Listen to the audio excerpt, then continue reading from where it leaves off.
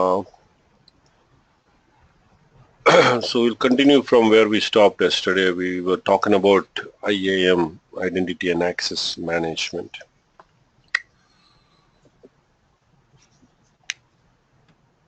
By the way, I forgot to upload yesterday's video. I will do that after the class today, okay?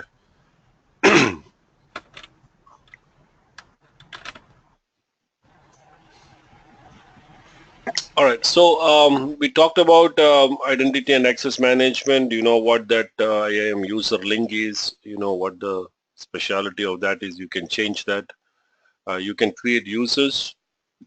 So we created a user, and you can attach that user to a group and things like that. So you can also similarly, you can create groups. I would say groups is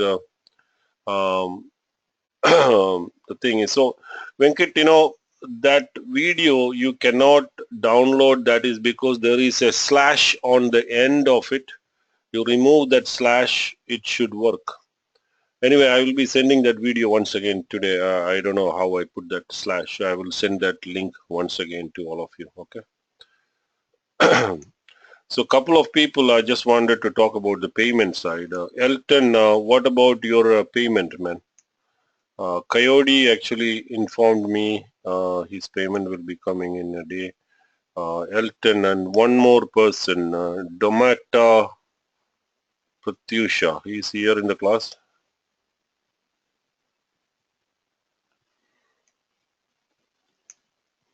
Karthik, you have to make the payment.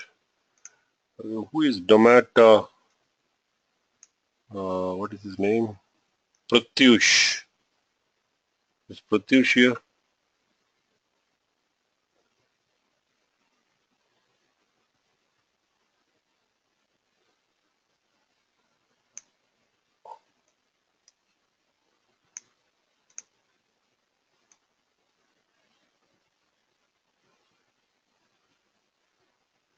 Okay, I don't see him. Okay. So Elton, please take a look. Karthik, take a look at and make the payment, okay, for the class.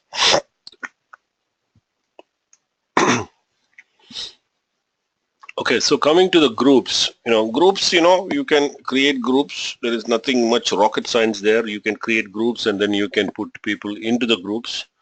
So there are some advantages of that. I'll tell you. So we can create a group, let's call it as, class 10 admins. So I'm just creating a group called class 10 admins. And then you can actually attach a policy to the group. And then you don't need to attach to individual users, because there are limitations on how many policies you can attach to a user. It is typically 10 policies.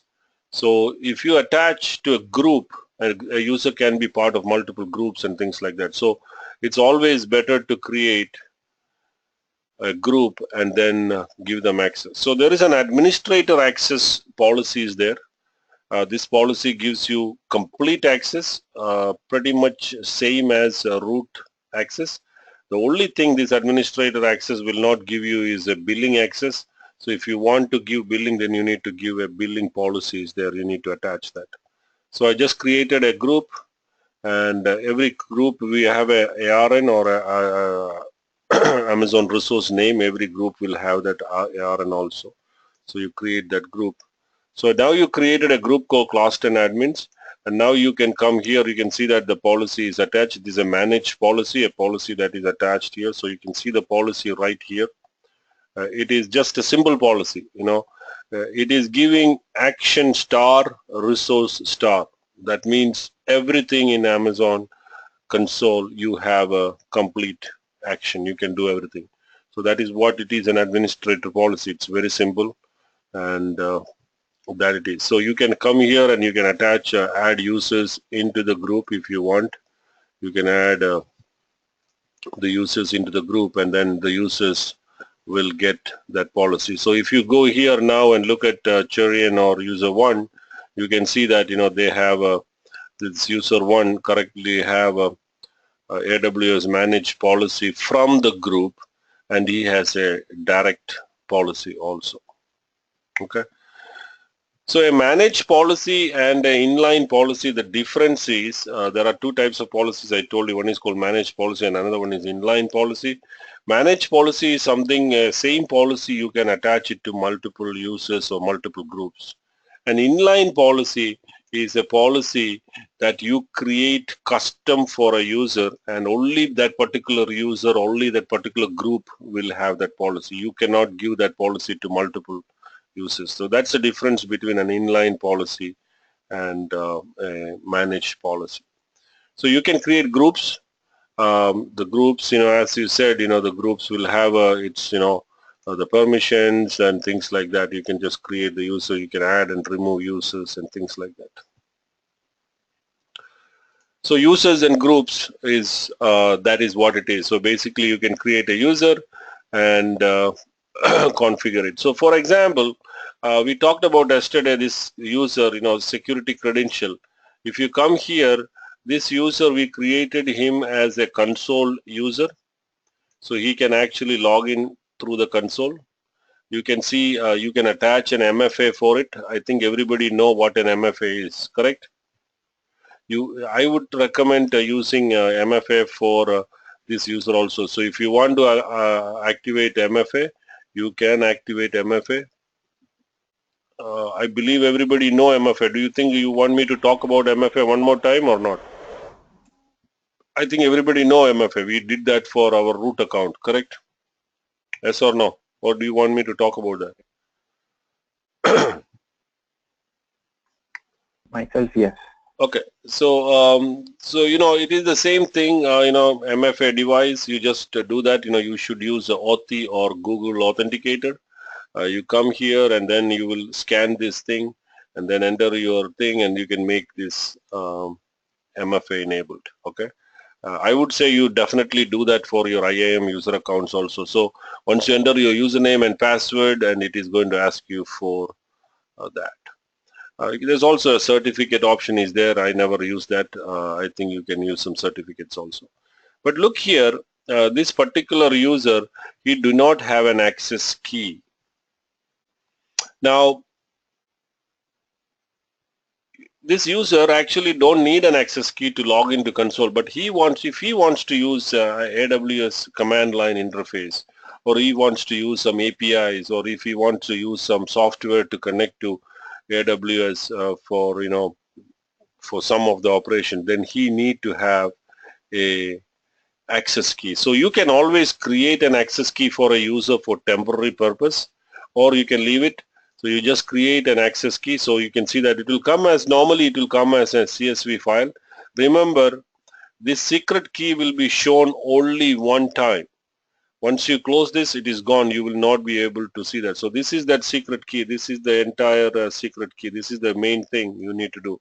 So in that case, that is why always it is recommended you download this CSV file, and this file will have that information. So you can see that the access key and the secret key. So if you want, you can keep this in a secure place, because if anybody gets access to this secret key and this access key, they get the same permission as this user. Whatever this user is having permission, basically that guy will get administrative access. He can do anything in that environment. So you have to be very careful. So you can see that this is the access key. You will not see the secret key anymore. It is closed.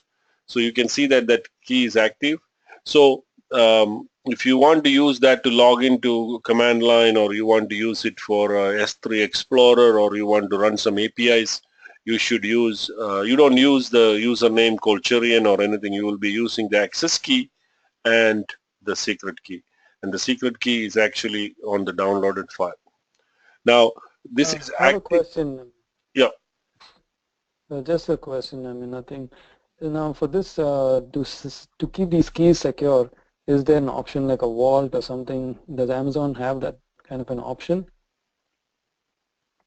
Amazon don't have any vault or anything. I don't think it has anything. You have to store it secretly in your own environment. Okay. I'm not aware of anything that Amazon can store it. Oh. Deepu, have a question regarding MFA. So if a employee wants access, so if he authenticates a multi-factor authentication, So how can he do? He should use his own mobile phone, or is there any way? Like, see, so Google Authenticator he want to use. So in that Google Authenticator, he has to use his phone obviously to download the application. Correct. Yeah. So can he use his own private mobile phone, or can he use multi-factor Depends, you know, authentication in company? my case, in my case, I use my phone. If your company is providing a smartphone, nowadays I think every company is providing iPhones and all, you can do that. It is up to you, you know. Otherwise, you know, you can always buy the hardware MFA. You know, then you Okay. don't need the phone. You can always go and buy the hardware MFA from Amazon, but not the RSA. You know, I told you about that. Amazon only supports certain hardware MFAs, but you can buy that hardware MFA and he can put it on his keychain wherever he wants. He can take it. Okay. Okay. Another question I think Devinder is asking, is there any additional cost for this access key and secret key? No, there is no additional cost for access key and secret key. So, you know, don't keep this key all the time active. If you want, you can make it inactive. So once I make it inactive, then nobody, even if you have the secret key and access key, nobody can log in because this key is inactive. But you can always make it active or you can make it inactive. Now you can delete that key and then you can create another key. So it is a good practice to create new keys for new users so that, you know, even if somebody compromised your secret key, you won't be able to get in. So it's always a good practice. I've seen in many times people rotate this access key and only use the access key only in case if it is needed. Simply don't attach an access key and a secret key for all the users. That's not a good practice. So if it is not, you know, I don't want you to create a key all the time. If you are not using command line interfaces or something like that, then you make it inactive. So that way, you know, you can at least believe that, you know, nobody is connecting to your environment remotely. You know, once you have the access key and secret key, you know, anybody can connect from any part of the world just from a command line interface, and they can do pretty much everything they want to. Okay. These things, I don't know what it is. HTTP Git credentials for AWS code commit. I think it is for something else. I don't have any idea about these things. Okay. So that is access key and secret key. It is not important. It is always depends on whether you want to create it or not. But remember, if you want to use a command line interface or if you want to use any third-party applications or APIs, you have to have an access key. I'm deleting that. I don't want to put that on my account.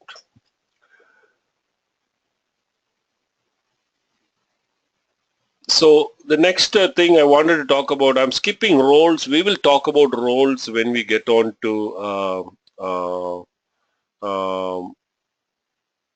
CloudWatch and all. At that point, when I explain, you will understand roles a little bit more. So let us get on to policies. Very, very important topic because this is how you manage the thing. So when you talk about policies, Amazon has, you know, different type of policies: AWS Manage Policy and Customer Manage Policies. These are the two policies. One is you create your own policies, and another one is Amazon provided policy. So if you just filter it Amazon, so you can see that these are all the Amazon managed policies. You can see that each policy has its own properties. There are so many policies here. So you can, you know, you have to scroll down and you can see for every functionality there is policy there.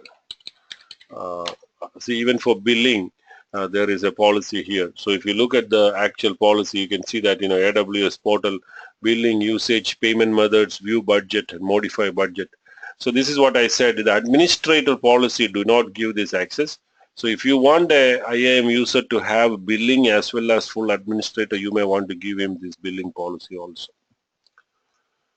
So these are the policies. So policies are nothing but a set of rules. You can attach it to groups, you can attach it to users, you can attach it to roles. Roles can also get policies, but policy is what actually determines. This is how you do permissions in Amazon. So it is very important you need to understand the policies, how to create policies, how to manage policies. It is very, very important. So you can create policies. So basically, you can create a policy from copy an AWS management policy. If you don't know, then you can customize that, if you want. So there are different ways to do it. This is something I would recommend. When I started it, even I was very scared of this policy thing. But later, over a period of time, I started working on it. I was playing around with it. I think I got some kind of a feel it. I still think that I am very, very, um, you know, uh, immature in generating my own policies and all. I don't think I'll be able to write JSON scripts, but I can create what I need pretty much using some skills, and I will show you how to do that. And that is what I would recommend you guys to practice first, and then later you can learn JSON and do more things. So you can copy an AWS management policy, manage policy. You can see that there is a lot of policies here. You could actually take all these policies or any one of these ones, for example, Amazon EC2 full access. This is a policy. So you click on that policy, you can see this policy. It is actually, everything is right here, and then you can customize that policy. So basically, you can come here, you can select that policy, you can see this policy here, you can give it a different name. So I'm just trying to show you something here. I normally copy this entire policy, and I would also recommend to use Notepad, some Notepad++ or something, some nice text editor is good. So Notepad++ is probably a nice place to start with. So I just put this policy here. Okay, this is actually what policy? Can anybody tell me? This policy. Full access. This policy is actually saying EC2 full access, correct? So here it is, so how a policy, I just wanted to explain you how to understand this policy. The policies always start with this bracket, and then there is a version number, and then there is a statement. So in the statement is where you specifically say what you can do. You specify an action, what action or where, action to a resource. So you're saying, okay, my action is to EC2 and staying star. Effect is allow or deny. You can do allow or you can do deny. And resources is basically the entire resources you're saying. So this is actually one thing. If you give that, he will be able to do a lot of things in EC2 category. Now we'll see the details of it in a minute.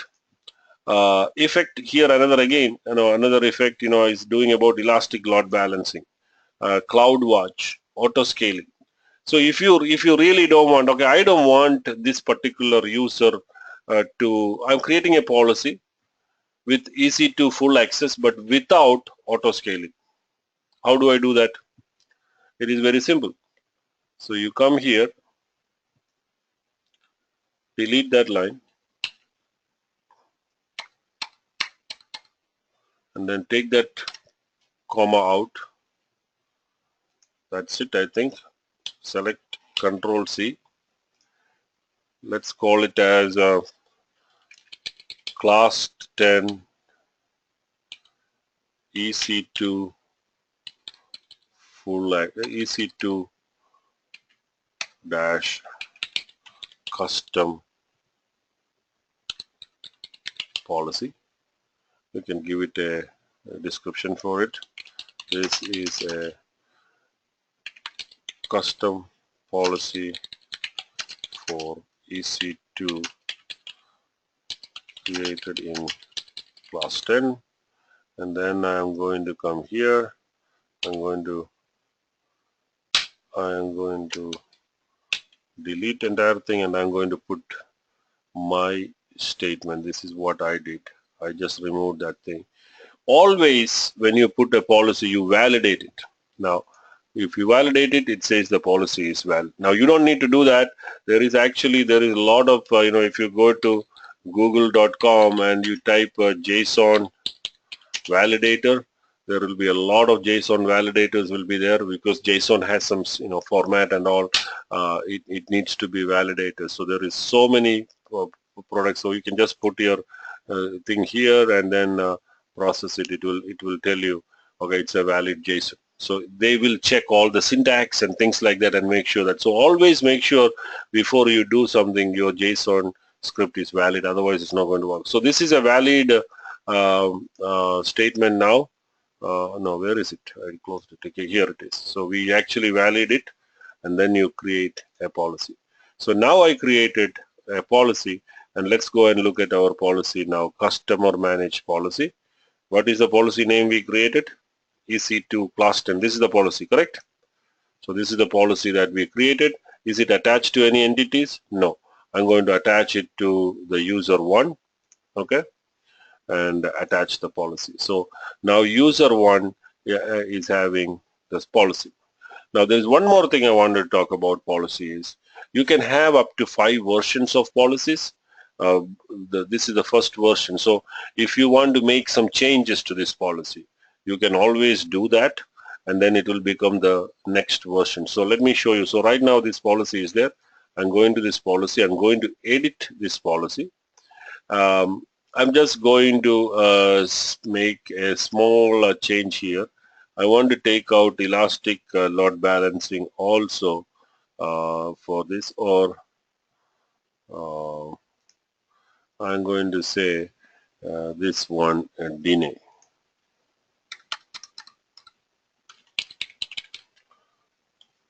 Okay, and I'm validating that policy.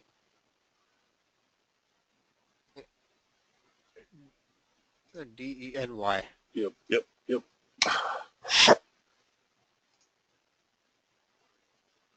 Okay, the policy is now valid. So this is going to basically deny access to elastic load balancing for this user. But I just made that change in policy and I'm saving that. Now if you go to the policy version, you're going to see 2 versions of policy.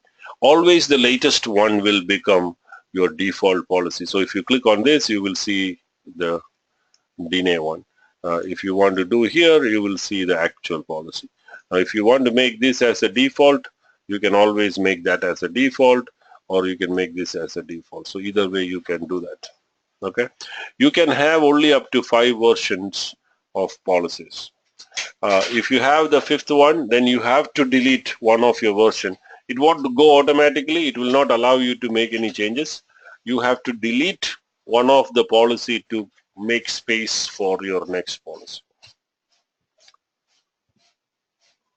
Make sense? Any questions here? So far. So what I was throwing is we created our own policy. So we come here, you create a policy. So copy an AWS Manage Policy is one of the place where you can start with. You go here and you can see pretty much a lot of policies are here. Everything is clearly mentioned here. You want to give somebody IAM full access.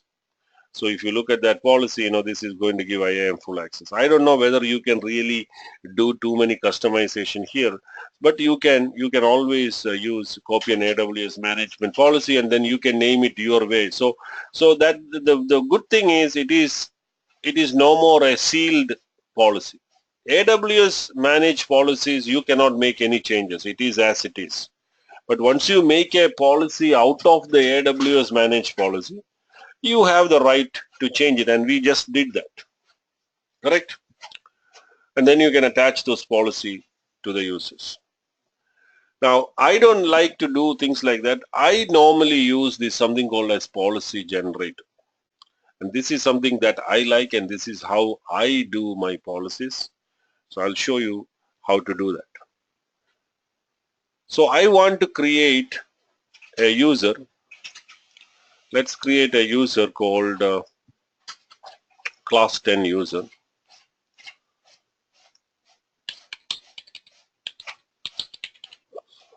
Or let's call it as, test 1, 2, 3. This is the user. And I'm just giving him management access only. I'm giving him a password of welcome 22. Okay, so that's the password. I don't want him to have any new password. permissions. I'm not attaching any groups or anything, or not creating a group or anything for him now. Review. I'm not having any policies attached to it, and I'm creating that user. So I created a user now. This user do not have any policies or anything right now. That is fine. So now what I'm going to do is I'm going to IAM, and I'm going to create a policy generator. I use this policy generator. So this is beautiful. Okay, this is where I like to do it. So I want this particular user. Okay, I'm going to show you only one, but then you guys have to figure out how to do that. You can, this is what I said, this is something that you cannot learn in a day. I think if you do some practice, I'm sure you're going to learn this very fast, and you find it very interesting. So we're going to use this test user we created. I want that user to do only certain things from EC2, not everything in EC2. Okay, so how do we do that? Very easy. So you can do allow or deny. I want him to do allow. So I'm going to come and pick the AWS services. So these are all the AWS services. So I'm going to actually pick Amazon EC2. You can pick anything. I'm going to pick Amazon EC2. And if you look here now, you will be surprised to see these are all the things that you can do in Amazon EC2. So how do you know you can select all? So what I'm going to do is I'm going to select all. If you do select all and then Amazon resource name, you just put a star there and you just add the condition. You don't need a condition actually. You just do an add statement. It created a policy actually. Look at this policy. This policy is very simple. You click next. The policy is created. This is what that policy looks like. Let's me copy that policy and put it in Notepad++. This is that policy. I just created a policy for EC2 user with everything. This is correct, right? Look at it. Allow action to EC2 and resources everything. Correct? This is going to give him complete EC2 access, but no load balancer or anything. We don't know. We need to see that. But this is not I wanted. I want him to do only certain things in EC2, not all the things that one can do in EC2. So what I'm going to do is, I'm going to remove this. I will come here, I will select all of them, and I'm just going to remove one of this thing, okay? There is so many things here, not this one. I want to select EC2. Where is EC2? EC2, here it is. And I'm going to select all these, and then I'm just going to uncheck one of that thing. I will tell you why I did that one unchecked. If you select all, then it is going to use star. And I'm going to do that, and I'm going to say add statement. I'll put a star there for all the thing, add statement. And now you see here all the things here. Everything has come. Okay? And I will explain this. This is where I want to explain. These are all the things you can do in Amazon EC2. Allocate. You see that everything is starting with EC2 colon something. EC2, allocate address, allocate IP addresses, allocate host, allocate public IP addresses, associate an address, you IP address you want to associate DHCP option set, associate route table, attach internet gateway, attach network interface, attach a volume, attach a VPN gateway, authorize security group egress and ingress. You can allow an ingress and egress traffic. Bundle instances, cancel bundle instance, cancel conversion task, cancel export task. Okay, these are all cancel. Look at here. These are all in alphabetical order. So attaching is there, allowing is there, then canceling is there. Then there is quite some copy is there. Copy image, copy snapshot. Then there is a lot of create is there. Look at what all things you can do. Create customer gateway. If I don't want, Devinder to create customer gateway, then I just need to remove that line. That's it. Then he will have complete access to EC2, but he will not be able to do customer gateway. Create image, create instance export disk, create key pair, create NAT gateway, create a network. I think 90% of the things all of you know, because we went through entire EC2. And there are certain things, I might have missed it, but, but most of the things are familiar to you guys. What do you think? So these are all create snapshot, create route table, create security group, create subnet, create tags, create volumes, create VPC endpoint, create VPC peering connection, create VPN connection, create VPN connection route, create VPN gateway. Do you think you can do all these things? I think most of you know these things, correct? Then comes the delete things. What all you can delete? Delete customer gateway, delete DHCP option set, all these things guys delete. But then comes a major thing called describe. Can anybody tell me what is describe means? There's a lot of describe here. You see here describe. This is going up to here. Describe. Describe is up to here. Can anybody tell me what is describe? Is it something like create? Okay. Describe is equivalent to read permission. You need to have a describe permission to read something. Okay, it's a read option. So if you do not have describe, you will not see. So if you give somebody a describe to everything, then he can basically read everything. He can see everything, but he will not be able to do anything. Without seeing anything, you cannot delete it. We cannot create it. So describe has to be there. And then, modify, import, stop, start instances, stop instances, terminate instances, unmonitor, reverse. You see there is a lot of things here. So if you go here, and now I'm going to select all, and I'm going to copy this JSON. This is not the JSON I wanted. And I'm putting the JSON into this big thing. You see here it is pretty big. I want to create a custom policy for my Amazon account where a person can do certain things. I don't want him to do any of these things. I want this guy to attach volumes. I don't want him to do security gateway. I don't want him to do that. Authorize increase the bundle instances, that is not needed. Conversion task, export task, reserved instance, cancel spot, and copy image. I don't want him to do any of these things. I want him to do copy image, copy snapshot, create customer gateway. I don't want him to do that. So that is more of VPN stuff. Create DHCP option set is fine. Create flow logs is fine. Create image is fine. Create instance export task. Create instant internet gateway. Okay, I want him to create internet gateway if you want. Create key pair is okay. Create NAT gateway is okay. Network create a placement group. Reserved instance. Create route. I don't want him to create any route tables. Route table is fine. Create security group. Create snapshot. Create subnet. Create volume. Create VPC. Create VPC peering.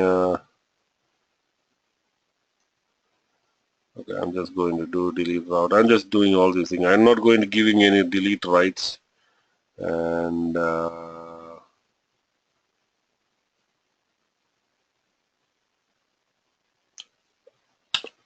creating all that. I'm giving him all these describe rights because he can see. Still I can delete a lot of things if I don't want. This is where you need to really spend some time because you need to understand what you want your guy to get. Do you want him to see key pairs? If you don't want him to see key pairs, then you can actually remove that from there. If you don't want him to see certain other things, you can remove those things. So he will not be able to see certain things. Okay, I'm just deleting some stuff here because this is not the way to do this. So I'm coming here. I don't want him to do any boot or reboot instances. That is okay. I'm doing that. Terminate instance. I don't want him to terminate any instances. Report instance. I'm just deleting some stuff here just to make my this thing a little small. Okay, so I just did some stuff here. Everybody following me? Okay. Yes. I think in the last line you need to take that comma out. You don't need that. So you copy this, copy that, and go back to your thing. Delete that and paste your new thing here. You give it a name for your policy, class 10 EC2 custom policy. Give it a name. This is a test policy. Validate your policy. Okay, it says the policy is valid. Now you remember, if I put a comma here, and then if I do a validate policy, it says the policy contains a JSON error on line number 98. It says there is line number 98, there is a unexpected closing bracket. So you need to do that. You have to take that out, validate your policy, and create a policy. So we created now a new policy. So let's go and look at our new policy. It's a customer managed policy. We call it as a class 10 EC2 custom policy. This is the policy that we created. Right now it is not attached to any user, and this is the version. Now I'm going to attach this policy to our user test 123. Okay, attach existing policy, and you just type class 10 custom policy, review, and add permission. So you did that policy, and now this is the policy. Now how do you know whether he can do everything? Anybody? Test it. What all things you will test? Log in with this account. Okay.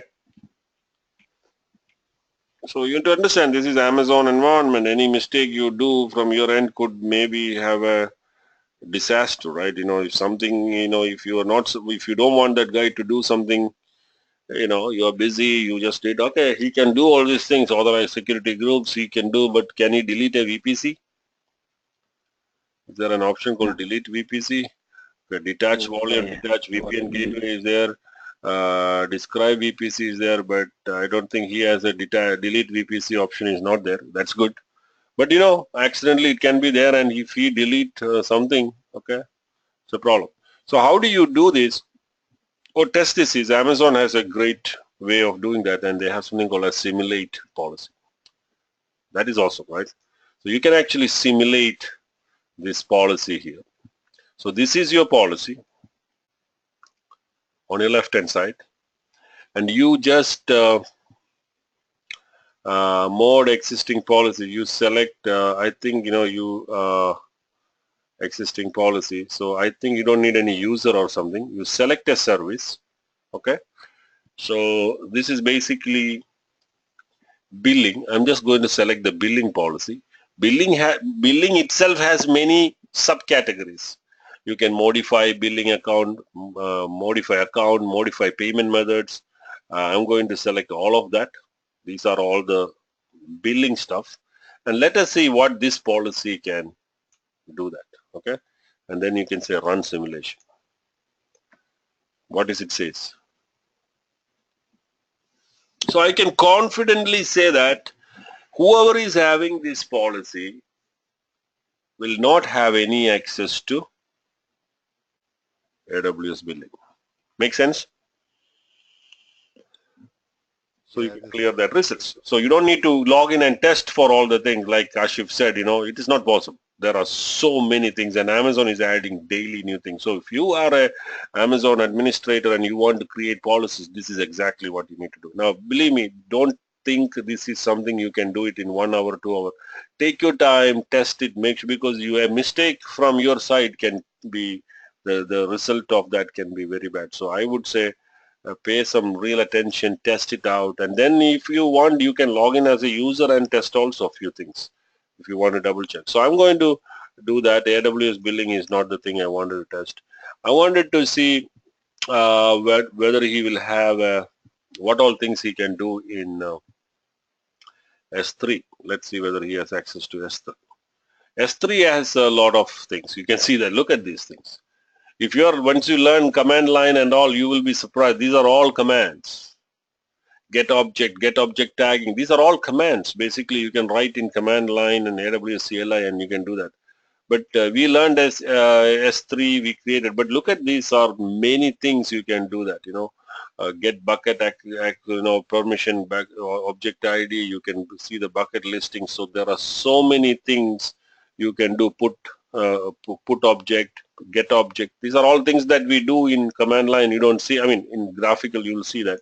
I'm selecting all that S3 things, and now I'm going to say run simulation, and here it says it's all denied. So you don't have. If this user logs in, test 123 logs in, he will not have access to any of these S3 things. But if I want to give him create a bucket policy, can I do that? Only create a bucket policy. Is there such a managed policy from Amazon?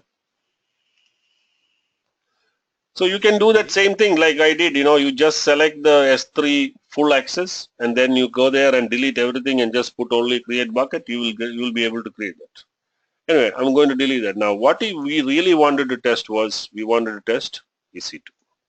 I'm selecting all the features of EC2. See, EC2 has so many things, and if you just spend few minutes, just go through those things. I think probably around 95% things you all know, and this is what we learned all these days.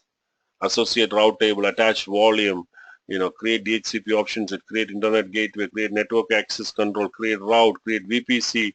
All these things that we learned are here. So now let's see whether this guy has permission. Denied, but he sees, you can see that, attach volume, he has some kind of things permission, but certain things he still has deny permission. And look at all these things, he can see describes. Most of the describes are allowed, and most of the things that are described, are denied. Look good? This is an awesome stuff in Amazon. Believe me, I really love this. This way I have much more confidence in the way I am creating my policies, the way I can simulate it. I don't think anybody has such a, Microsoft Azure and all are nowhere near this kind of features. This is great. So you can create your policies. I think by just now itself, I can understand how much confidence you got. When you see all these JSON, you thought it was very complicated. No, our script is pretty simple and it is very straightforward. That is the beauty of JSON. It's a very simple thing. As long as you can follow these things, and then actions is what you need to do. Is this clear? So simulation is an awesome thing. So you can do that. If it is a group, you can put it in groups and things like that. So you can actually do your stuff right. So this is our policy, and then you can detach a policy. You can attach a policy. So this is actually for that particular user. If you don't want that policy from this user, you can always detach a policy. Detaching and attaching a policy. You can attach or detach a policy. Any questions on this so far? So if you want to create any such policies, just wanted to show you one more thing, create a policy generator. You allow or deny, you can select here. So if you want S3, I think we did see that if you want to create an S3 custom policy, you select here and look here. These are all the actions that you can do in S3. So what I normally do is select all and just uncheck one of them, okay? And you can always add it later. Okay, create bucket, you know that is something you can always add. I would just delete bucket. I'm just unchecking the delete bucket option. So there are 52 actions you can do there, and then do that, and then you put it star. Now see, Amazon resource name, this is actually a star. You can do this as a star, or you can even specify a particular resource or something like that, okay? You can always do that. There is a lot of things you can do that. And yesterday, somebody was asking, how do I give it to a particular account? And I think I showed you a policy, sample policy. So you may want to change this. I'm putting star for all the things, but that is not the normal thing. So you can always do that. So here is the S3 policy, and let's take it here and put this here. This is the S3 policies here. Now, if I want a guy to create only a bucket, I just need to worry about only that one thing, delete object, get object, I can make it a simple thing. I can just make a policy like this, just simple as that.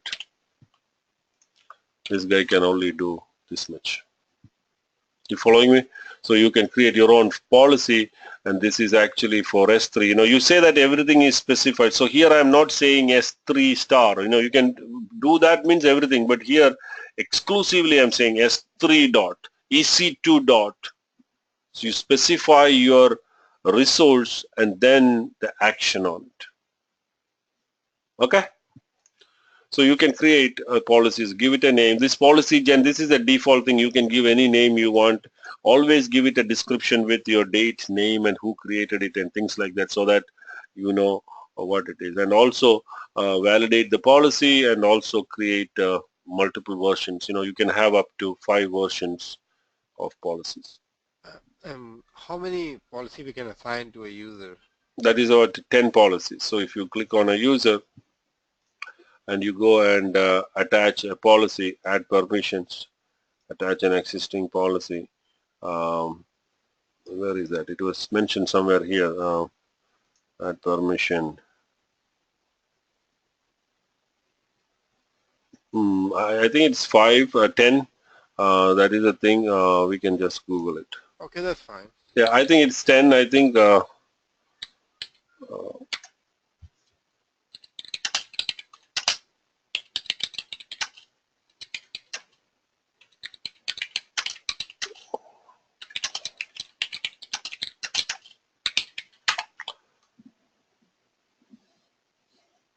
it will be here.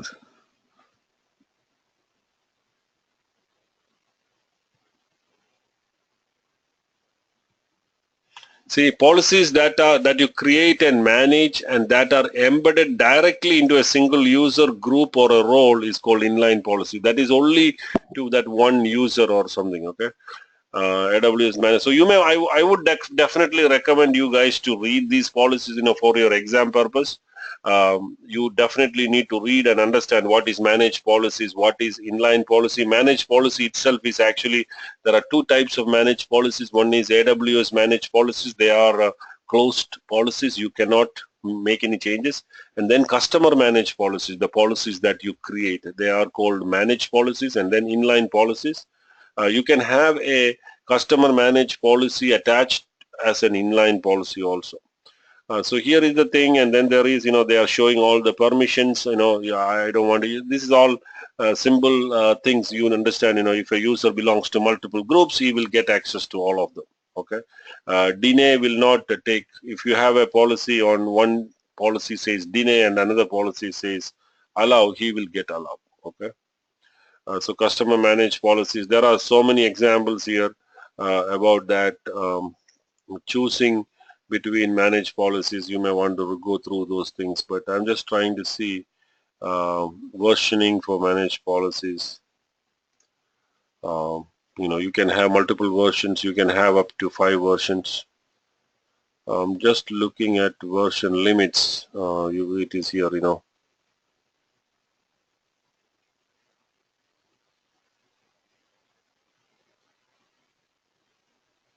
See, if you want to make changes to a managed policy beyond 5, you must first delete one or more existing version.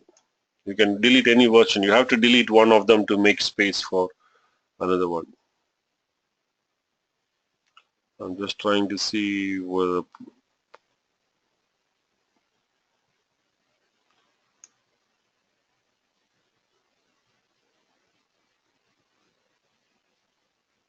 I couldn't find out, but there is actually, I think it is 10. Okay, and this is what we looked at it yesterday. There are so many sample policies.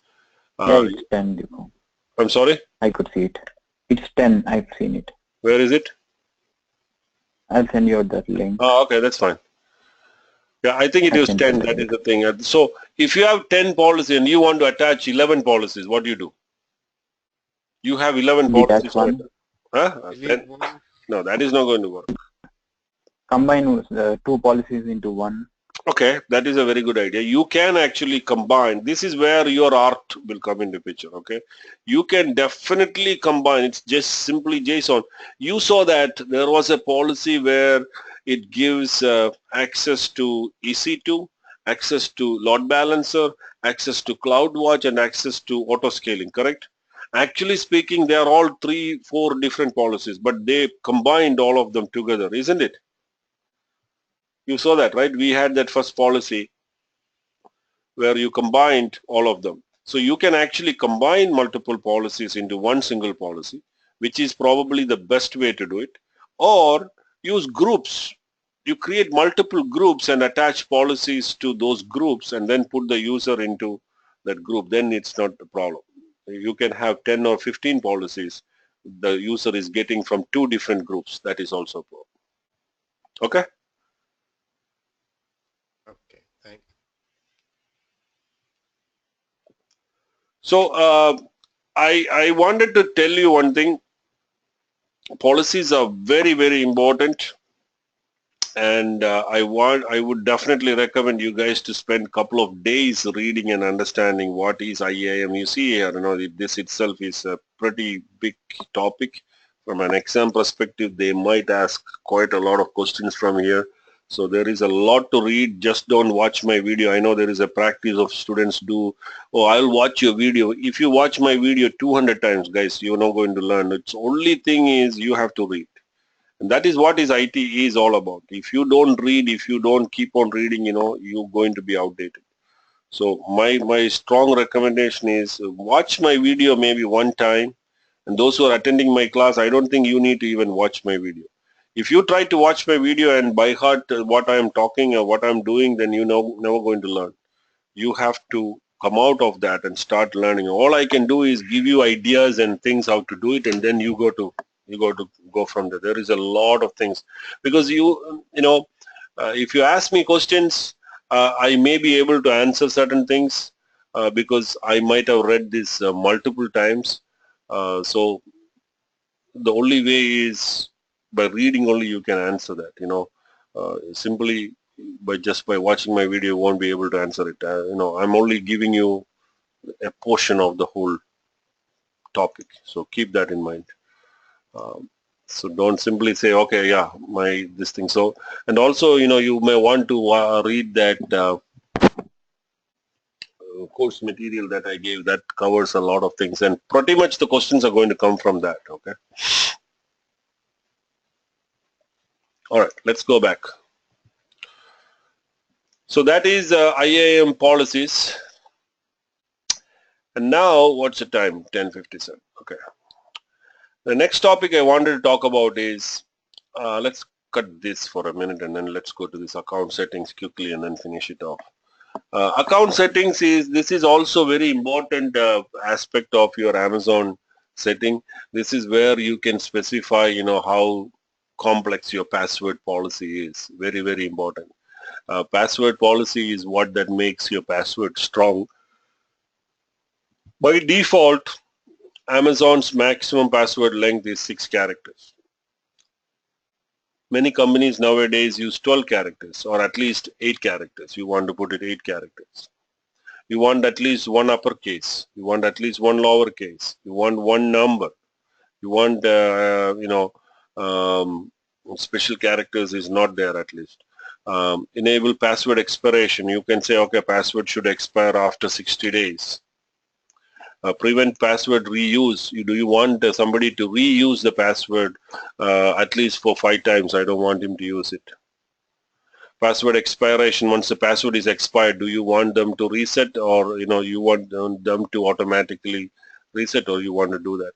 So you can apply these password policies and you can do that. Now remember one more thing, this password policy and all is done through something called as STS. STS is called a secure token service. I just wanted to talk about that a little bit. So this is the Virginia region. Inside this region is where you create your VPCs and your services, your S3 buckets, your SNS topics, your device farm and your SQS queue managers. All these things are sitting in this Virginia region, not on availability zone. This region is connected to internet, correct? That is how people are all able to access it. So here there is a service on the perimeter of this VP region, which is called as STC, Secure Token Service, which handles authentication and things like that. Okay. I just wanted to put that here because we'll be talking about that. So you can enable additional regions of token which you can request temporary credential, activate only regions you intend to use. So this is a new feature. Again, certain regions right now these password settings are activated, but you can see that certain places East always is active. You can activate or deactivate region. Are you sure you want to activate? So some regions are not activated. So you will not be able to connect and do those things or anything. So if you want, you can enable or activate or deactivate certain things. Okay. Virginia is always active. You cannot deactivate that. But all other regions you can activate or deactivate. So this is your password policy. I would strongly recommend everybody to set up a good password policy. At least make it some complex passwords so that your users won't create passwords like 1, 2, 3, 4. You want to make sure that they have a proper password policy set up. Okay.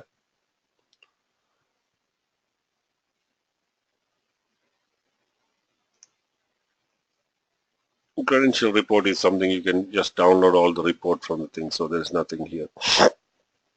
Wanted to talk about identity providers.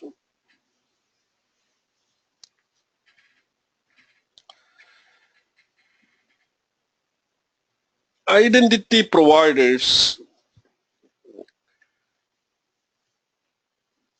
Yesterday I mentioned about a little bit about identity providers. Your company is having, everybody, you all go to your company and you log in using a Windows NT username and password, correct? And your company will have an Active Directory domain. You will be signed into your laptop or a desktop, and then you will be able to access all your applications and things. If you are a server administrator, you can log into multiple servers, but you always use a user ID and password in your company, correct? So have you heard about something called a single sign-on? Anybody? What is single sign-on? Um, Usually for the web services. With one sign-on, you can sign on to multiple services. That's correct. So there are some, when it is talking, there are, you can create something called as, there are different type of Open ID Connect. I don't know about this. SAML is something very famous nowadays for single sign-on. SAML stands for a Security Assertion Markup Language. So I want to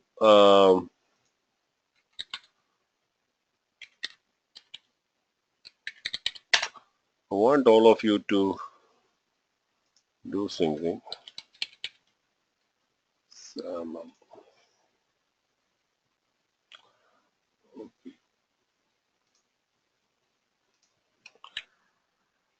All right, I'm going to paste this link here, YouTube video. I want all of you to watch this video for 4 minutes, okay? Everybody, please watch that video. And then we'll talk in a minute.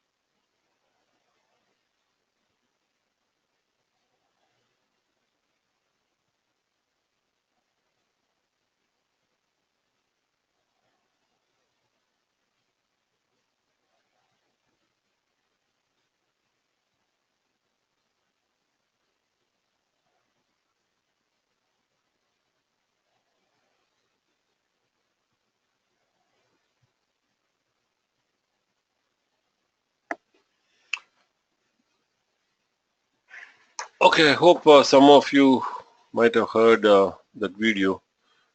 So this is how the security assertion markup language really works. It uses some kind of a excuse me. Okay, so it's going through it. Okay, go ahead. Please finish it. If you're not finished, just finish it.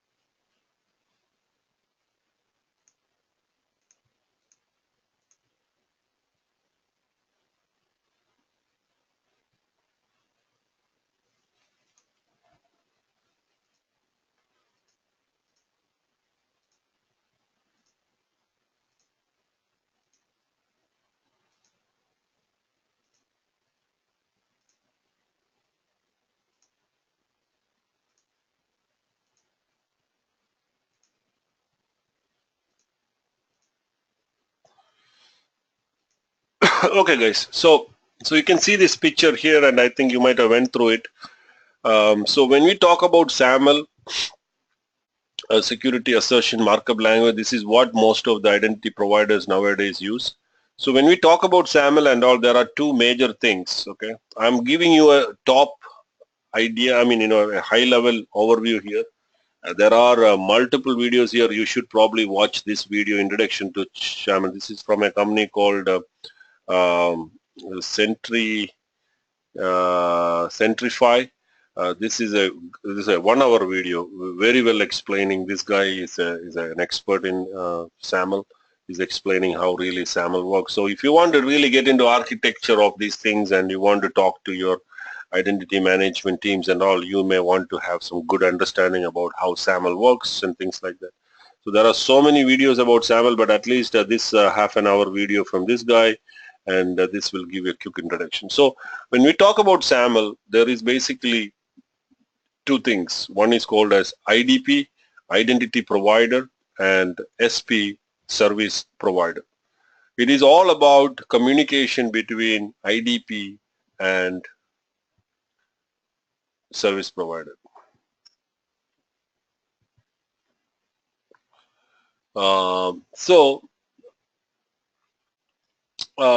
So basically, there are different ways you can do SAML authentication. Something is called as IDP provided. Sometimes it is called as SP initiated or IDP initiated, things like that. But most of the companies do is they will have an IDP or identity provider. It can be Computer Associates has a product called SiteMinder. Anybody heard about SiteMinder? Okay. So SiteMinder is actually an IDP. It can act as an identity provider. That is where you do authorization and authentication. Authentication and authorization. This is the thing that allows who can access or who is allowed to access certain application. Even though your company has some application, but only certain specific people can access certain part of the website. You can access your entire Bank of America website, but certain parts you won't be able to access it.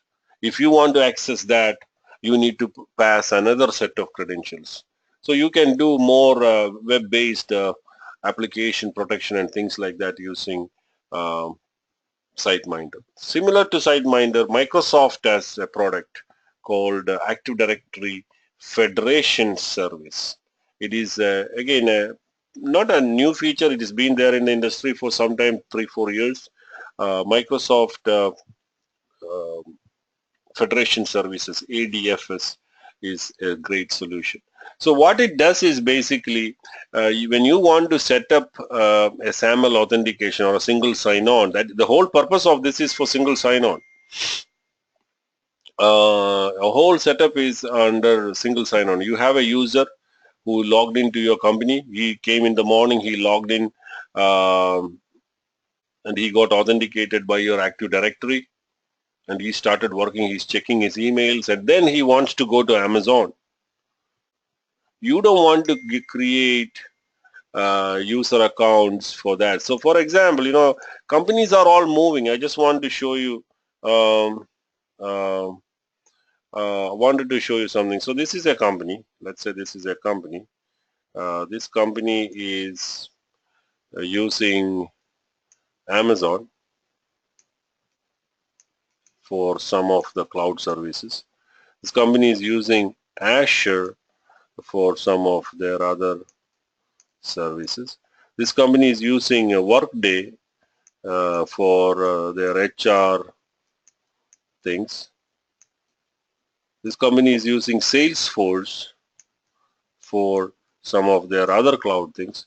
This company is using another product. There are different other cloud products, things like that. And I'm seeing that in my company itself. We already started having many cloud providers. Most of them, this is actually a SaaS product, software as a service. This may be a platform as a service. This is an infrastructure as a service. This is another software as a service. These are all different cloud providers. So I have a user called, let's say, Ravi. Ravi is a user, and Ravi wants to access all these things. Your company do not have a single sign-on technique. So Ravi will have a username and password. Ravi will have a username and password here. Ravi will have a username and password here. He will have a username and password here. Username and password here. Username and password here. It's okay. As long as Ravi can remember all these passwords, it's good. But that is not only the issue. Tomorrow, let's say Ravi got terminated from the company for some reason. What do your system administrators do? They will immediately disable your account, correct? So now can Ravi log into the office? Can he get into the office? His badge won't work. If he get into the office, can he log into his computer? He won't be able to do that, correct? So you fired him. But can he access all these things?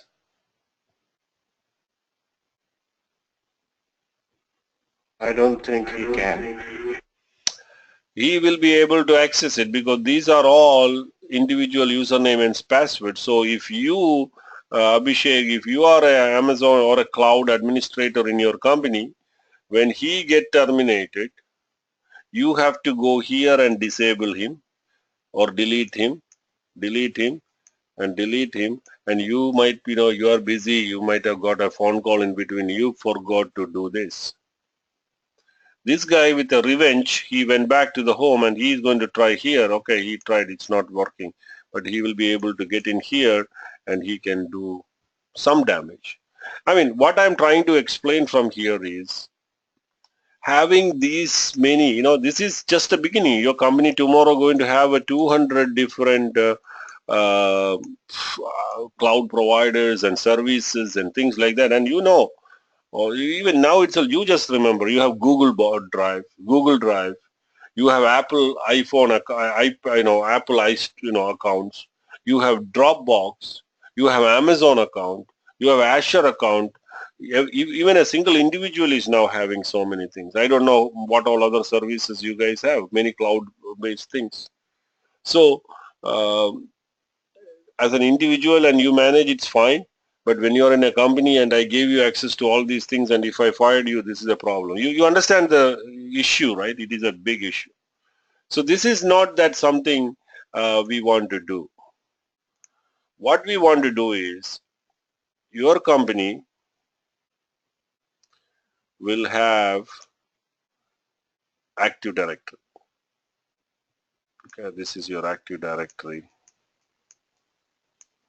And then you will have these Active Directory Federation services. That is another thing. It's called as ADFS.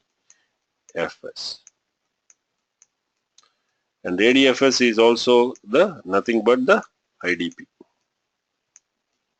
Identity Provider. So you are a user here, and you are going to log in from your PC.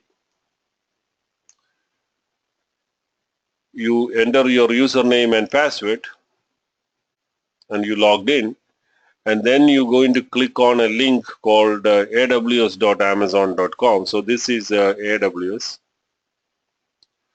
and this is the AWS STS, Secure Token Service, is sitting at the edge. In between is your internet. So internet, and your company is having also connection to internet.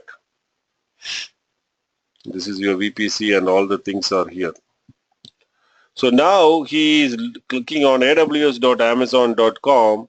That link, when you click on it and you enter the username and password, it will basically, the request will go to the ADFS first.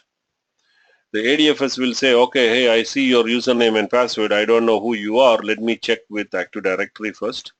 It will ask the Active Directory, hey, this guy is a valid user. Then Active Directory will tell him back, yeah, he is a valid user. Based on that, the IDP, your Active Directory Federation Service, will create a SAML token, just like that. Say he will create a token back to you. Now with that token, you are going straight to the STC, and the STC knows, because that is what we're going to do now. We're going to pair these two things. This is the service provider, Amazon service provider, and this is the identity provider. So Amazon knows, okay, because you as an administrator, you already federated these things. So when you see the SAML token, Amazon knows that, oh, okay, this guy is coming from ABC company. I know him. I don't know him, but I know he is coming with a token from a company that I have federated. So if, as long as he is coming with a valid token means authorized token, I can let him do whatever he wants. So there is permissions for these users. How to do that? It is little complicated, but it is very much doable. This is how the federation works. So it is highly recommended. When you start it, you don't need to do it. It is highly recommended. You may want to do this federation thing. Now, we cannot do that here in the class, but I wanted to show you here is so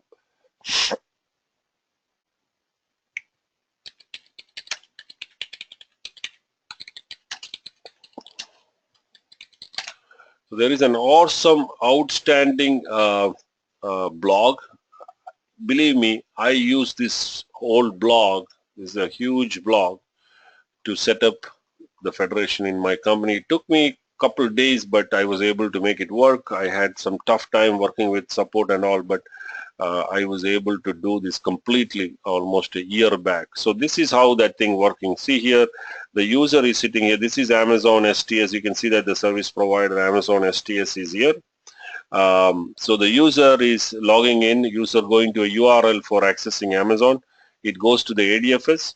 The ADFS server will authenticate the user from Active Directory, and then it will come back, receive response authentication. It will come back with the SAML token, and then with the token, it is going to the Amazon. The STS will approve that, and then he will be able to see the console. Did I create a username for him here? Did I use a root account here? Did I use an IAM user here? Nothing. Are you guys following me? So this is what is federation means. This is the beauty of the thing. You can see that identity provider and service provider. Your company is your identity provider. Does AWS charge for federation? No, AWS does not charge you for any federation. There is no charge for that. So if you want to do this, if you want to try this, you need to have a Microsoft Active Directory Federation service. That's all you need. How to do that, configuring Active Directory, installing ADFS, this is all the, sorry. So you need to create a couple of things here. I just want to quickly tell you what to do. So basically he's mentioning all the things, the steps, that 5 steps. He's clearly mentioning how that 5 steps works. So in order for Bob to have access, now when Bob is a user, he logs in. Can he do everything? No. Bob can only do certain things. Now that is all done through groups and all. So you have to create a group called AWS Production, AWS Dev. So you're creating basically 2 groups. Bob is a user. Bob will be part of AWS Production and AWS Dev groups. Then you need to create a service account here. And then basically this is all about installing ADFS, configuring ADFS. Normally your company will have ADFS. I can put you this link here. Sure. I'll put the link here for that. This is where you create all the ADFS federation, and this is all about federation. Now you don't need to know this mostly your company will have this. You can talk to your Windows administrators, or you can talk to your identity management team. They will tell you, they will have this already set up. If not, you have to set up. Once you do that, then you can follow. Okay, this is not done yet. This is all about, this is more about creating all the settings for ADFS. So you create all that thing. So basically there is a lot of screenshot. There is nothing rocket science here. Okay, these are all some screenshots. You create all these claim rules and things like that. You create all that and you finish all that. Once you do all these things, you got to copy and paste these things. This is all very important. Okay, all these things are very important. Then only you can do it. Claim rules and things like that. How these things work, I'm not sure, but you need to copy that, and you need to change this your company's ID with your ID. 1, 2, 3, 4, 5, 6 is actually a dummy ID. You need to put your company IDs there, and once you do that, if you follow all the steps that is mentioned there, basically you will have a URL like this in your browser. You just type this, it will pop up like this. Whether it will say you want to go to, this is actually ADFS sign-in page. You want to go to AWS, it will give you the different roles. You want to go to production or you want to go to dev, and you will be connected here. You can see that it is AWS Production Bob. So it will give you correct access to it.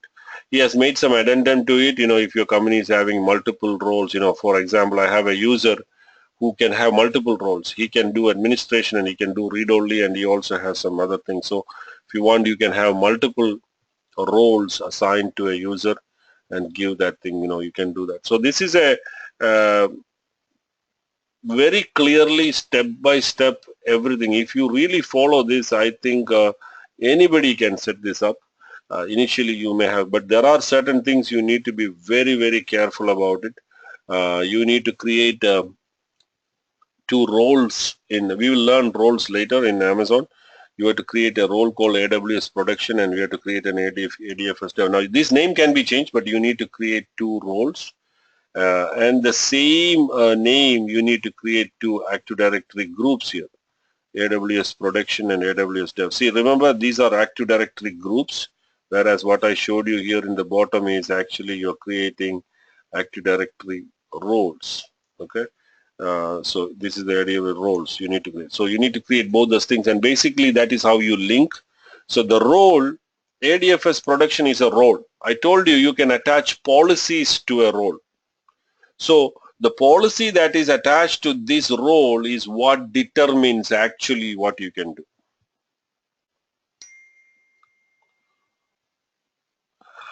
Devinder is saying you have to talk to Microsoft or AWS to make it happen.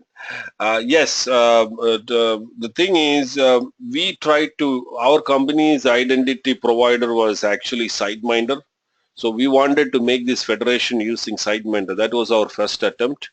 But Amazon is not very friendly, or they don't have good documentation on how to configure SiteMinder with AWS. So I spent quite some time working on that, and That didn't work out, and then we attempted ADFS. So when we created ADFS, again, I had some challenges. The challenges was nothing. That is what I was telling you. We forgot to create these roles. Even though it looks same, we thought it is Active Directory, but I think I missed creating these roles and things like that. So I had some trouble. I definitely had some trouble creating this. But later I tried this, after that when I tried for another environment, we have multiple accounts. I did this just by following this, and it worked. So that's the way I called. I mean, I did call the Microsoft, not Microsoft. We called Amazon. We didn't call Microsoft for any help. We called Amazon to get some help, and they were good. Now you guys can always open a case, and they will support. All right. So that is a federation. I hope you got some idea. Now, based on that, let us go back here to our IAM and see how to create this thing. I don't think we can do anything more than this. So identity providers. So first you need to make that bridging, right? You need to tell Amazon that my company is having an IDP or an identity provider, and you need to make a connection between Amazon and your company first. Then only Amazon can authorize, authenticate your users. So first thing is to create that bridge between your company identity provider and Amazon's service provider. So in order to do that, you need to create something called as a provider. So you can do it in OpenID Connect also. I don't know what that is. I always used SAML. So you give it a name, I'm going to call it as, Bank of America dash AWS connection.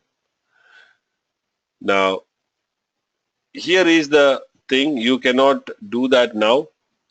It is called as a metadata document. Did I cause that document? Yeah. So here in this document,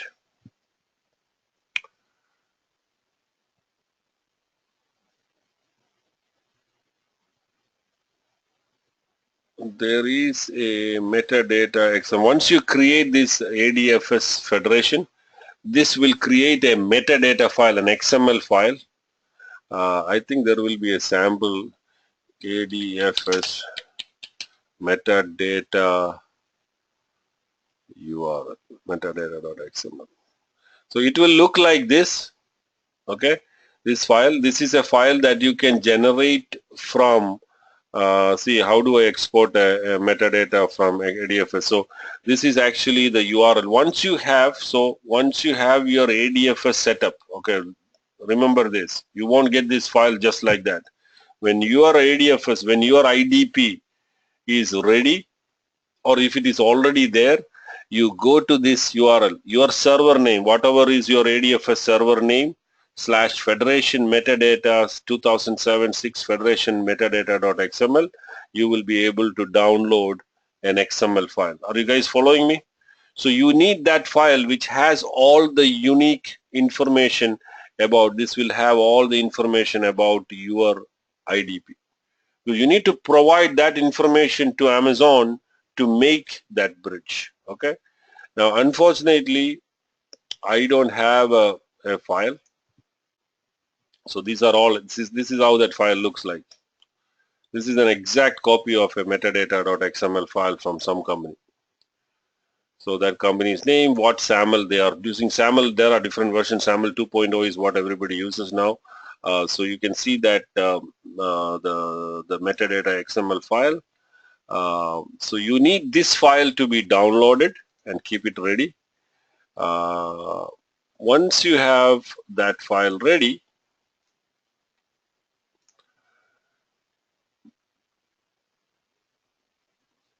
you can upload that file into the thing. So you go and choose that metadata.xml file. Now we cannot do that now. It is going to give you a problem. It is going to do that. and you just create that file is not correct. So you verify provider information, type SMS SAML, and then you create. It gives an error. We encountered following a processing or request. It says that file is not ready. But if you have this thing ready, you're going to see a federation. That's it. Okay, you don't need to do anything. That makes that bridge. That is all you need to do here to create this thing. So you just do that, and then you will see your metadata thing. So let me see AWS.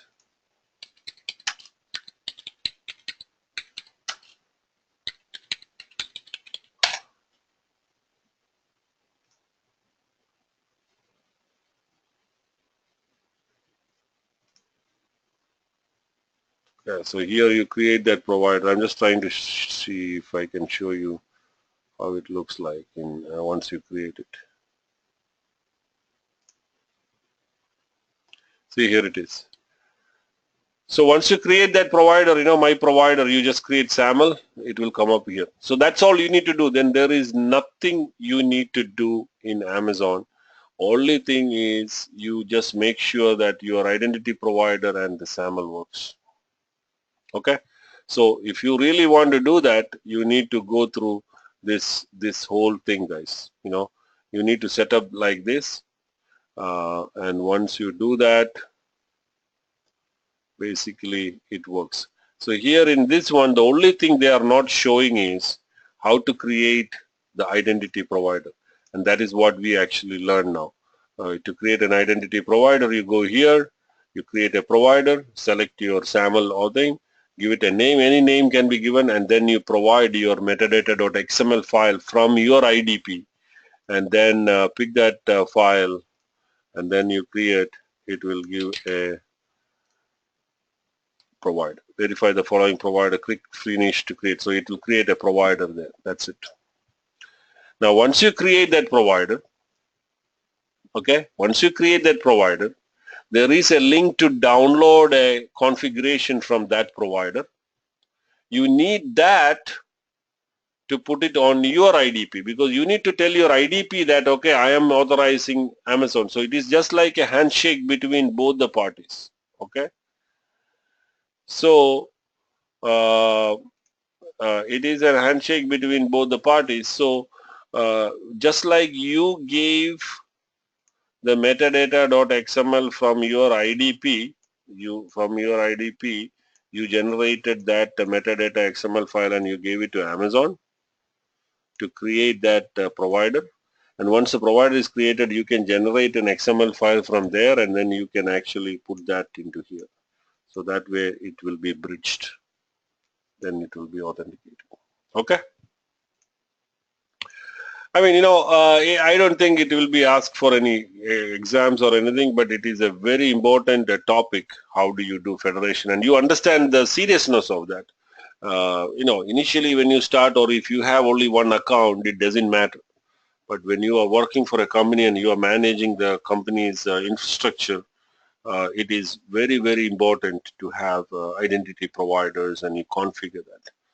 So before getting into this, I would recommend you watch that, understand what is SAML, exactly what SAML works, and then get into this.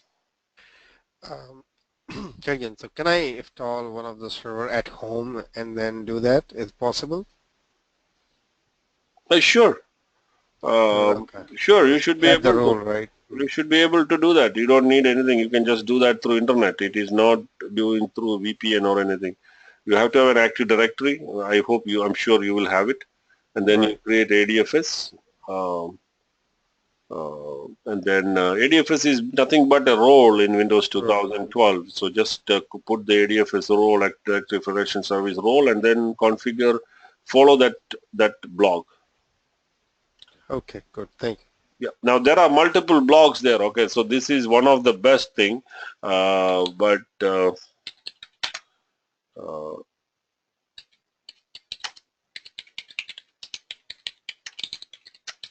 are many blogs here. Okay, this is not one. Enabling Federation in Active Directory. I think this is the one that we looked at it. That is definitely the topmost one. How to set up a SSO to the SSO single sign-on. Some people say SSO. management console for multiple things. I think this is in a different way. You know, you see here, see, ADFS, somebody else created this. It's everybody is creating. So you see, the authentication is done by secure token service. I told you, right, it is in the perimeter of the thing, and that is the one that allows, okay, you have access to this account or you have access to this account, things like that. So this is the one that determines. So when you log in from your home or from your thing, when you log in, always your credentials, you know, when you enter your root username and password, or when you enter your IAM username and password, it is validated by AWS STS. The STS is the one that then determines where to redirect your account to. And here also he's talking about the same thing, creating the thing, and you can see that he's doing setting up. It is in a different way he has done. So this is the single sign on ADFS Federation Service thing.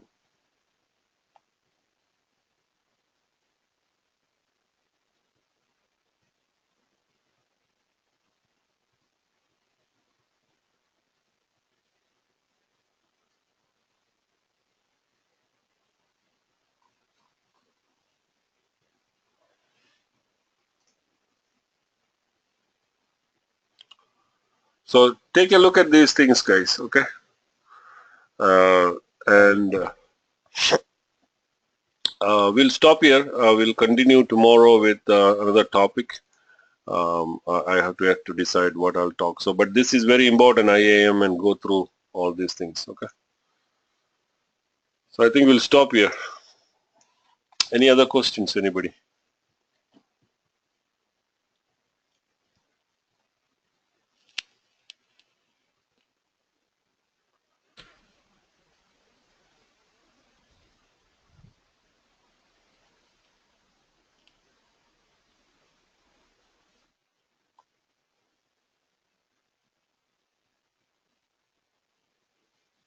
All right, I think no questions. So thanks, guys. Good night.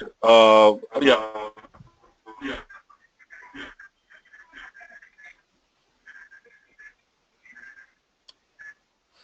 Okay. All right, guys. Good night. Actually, Somebody has a question or what? yeah, please. Are you able to hear me? Yes. Yeah, Nibu, actually, when I was using AMIs, Amazon images, I was looking for a custom image. Means the image which are there in Amazon are latest one. I want a older one, like Red Hat Linux 5.6 or 5.7. I was trying to look for that, but it is not there. How we can customize that image by downloading and keeping into it? No, I mean, you can customize it, yeah, of course, but which version of Red Hat you're looking? So you should go to 5.5. AMI. You should go to AMIs Okay. and then look for a public AMIs and type Red Hat. So these are all, I think, Red Hat images. Okay. So I don't know which one you're talking about. So which version are you looking at? Each one will have. I mean to say that I have the image in my system. I can copy that image and prepare my own AMI. Yes. Customizing by. You can. Okay. But I tried it, but the process I am not knowing how to do. No, I didn't understand. So you deploy an Amazon image first, okay? So it will come as an instance, correct? Yes. So you deploy an instance, right? This is your, let's say this is your Linux instance. You install it and then you configure it the way you want, okay? Okay. And then you shut down your instance, okay? Then you right click on that instance, then go to image and create an image. It will become your AMI. I'm saying that it is the latest version. No, I want the older version, 5.5 or 6th version of Red Hat. Okay. I have that image in my system, ISO Oh, image okay, in okay, my okay, okay, system. okay, okay, I okay. can, Okay, you have your own operating system, correct? yeah. Hmm. Okay, that is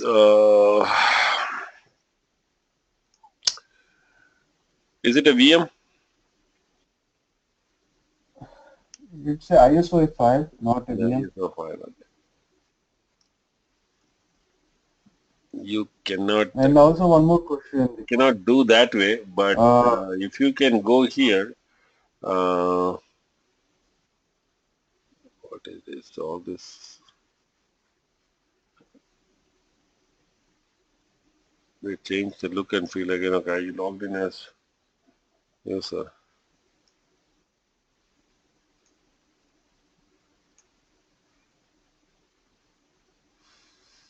There's something called a server migration. Okay, so you hmm? could possibly you can actually AWS server migration will automatically replicate live server volumes to AWS and create an Amazon image. So you build your 5.1 image as a VM here and then use this AWS server migration to migrate that server into Amazon as an AMI and then you can deploy it. Okay. And also the partition in the server in Linux, there are different partitions, no, swap space and all these things are there. No, that thing also I can modify while installing. Means AWS, if I select the image AMI, it automatically will install and come up. Correct. An image is a pre-configured operating system. It is you are not installing anything Okay. there. You cannot change that. You know, swap partition, etc partition, var, temp, everything is already set there. You won't be able to do that. Okay. But The if you situation means some of the database versions requires a huge memory of swap and all these things. Means at that time there will be a problem. No, no, if Amazon is not providing that. attach another disk. I'm not a Linux guy, but you know, there may be some Linux guy. You know, you talk to some Linux guys, and they will tell you how to do that. Actually, you can attach another disk and make that as a swap.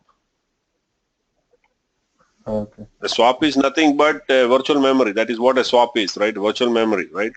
So basically, you attach another disk and make that as a thing, or you expand your drive. You know, you can do many options to increase the swap space. Now, how to configure, increase the swap and all, I don't know, but you can definitely do that Okay. by changing. But your cost problem is not that you wanted a 5.1 version, right? If you Yeah. cannot find a 5.1 That, version in Amazon AMIs, you have to export that. I mean, you know, you have to actually export that into Amazon and then deploy that as okay.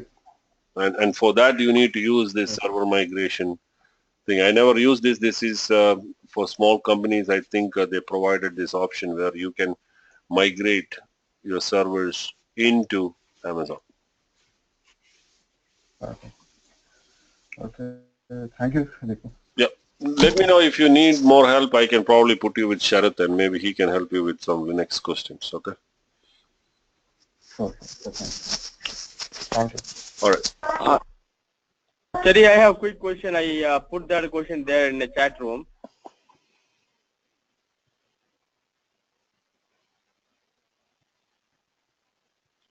How do I put HTTP port 8080? Okay, that's a good question. Yeah. Because So because understand. I wanted to connect from web server to app server through So the you HTTP connector. so here is your security group. You take the security group, you want to add edit, and you are looking for 8080, you are not finding, correct? Yeah, yes. So you have to come here and say custom TCP rule, and then put your port number 8080. Oh, that's how I did. Okay, I just want to make sure. Okay, got it. Just use custom TCP rule so you can put any port number you want. Okay. Custom Got it. TCP or custom UDP, it depends on what protocol you want to use. Mostly it is TCP, so you should use custom TCP and then you specify the port number. Okay. Got it. Got it. Okay. The other ones are well-known ports. You know, all these things that you're seeing here are well-known ports. You know, Yeah. IMAP. But if you want another port for your application, then you have to create your custom TCP port. Okay. Got it. All right, guys, and thank you. Good night, and I'll see you guys tomorrow again, 9 o'clock. Okay, bye. All right, thank you. Thank you. Bye.